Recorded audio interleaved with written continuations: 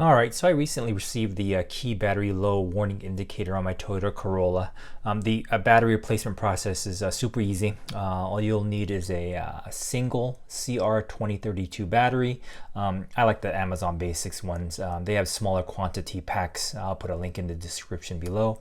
And you're just going to need a little flathead screwdriver to pry out the old battery. Step 1, we're going to slide this lever to the left and pull out the physical key.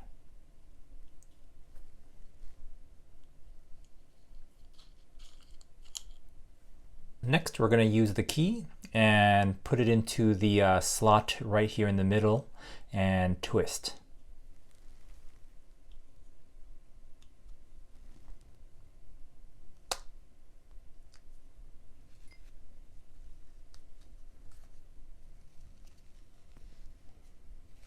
Next, hold down the center module, slide your flathead screwdriver into this provision right here, and pop out the old battery.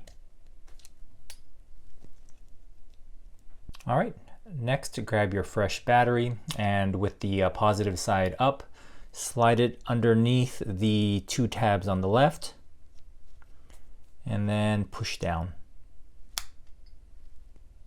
All right, next grab the lid, slide it under the tabs on the left, and then snap it shut.